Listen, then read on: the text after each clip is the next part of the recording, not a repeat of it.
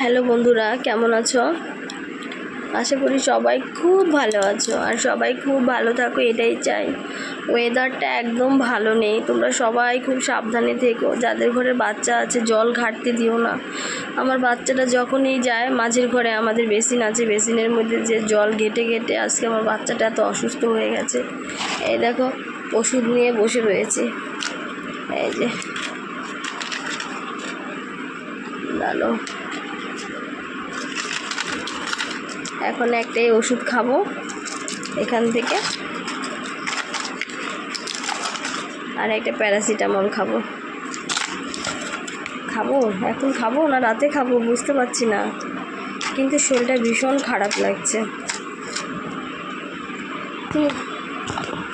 আর পারছি না।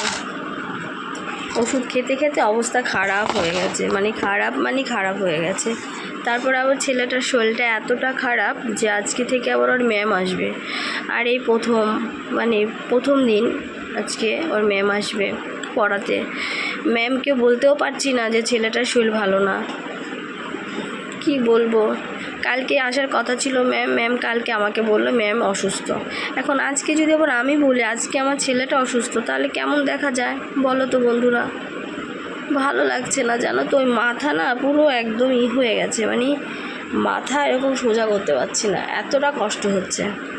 কালকে সারা রাত ঘুমোতে পারিনি। আয়ানের 104 জ্বর ছিল, তারপর 3বার শুধু মাথায় জলই ঢেলেছি আয়ানকে। সারা রাত আয়ানকে কুলে নিয়ে বসে রয়েছি। আয়ানের অবস্থা খুব খারাপ, ভালো লাগছে না। এদিক দিয়ে আমি অসুস্থ, এদিক দিয়ে ছেলেটা অসুস্থ, কোনো কিছু ভালো লাগছে না। কি এবার নিয়ে আমার ছেলের 3বার আসলো এই ভাইরাল জ্বর নিয়ে। এই জ্বরে আমার ছেলের আগেও অসুস্থ হয়ে গেল 2বার, আবার এই জ্বরটা এখন আবার আমার ছেলের আসছে। বুঝতে পারছি না এনের কেন এত বারবার জ্বর আসছে। আমাদের ঘরের আমার শাশুড়ির জ্বর এসছে, আমার জায়ের, আমার ভাসুর, আমার জায়ের মেয়ের, সবার জ্বর। এর থেকে আমার আর আমার ছেলের জ্বর হয়ে গেল। হ্যাঁ, খুব কষ্ট হচ্ছে গো। প্লিজ তোমরা যে যেখানে আছো খুব সাবধানে থেকো, বৃষ্টির জলে ভিজো না।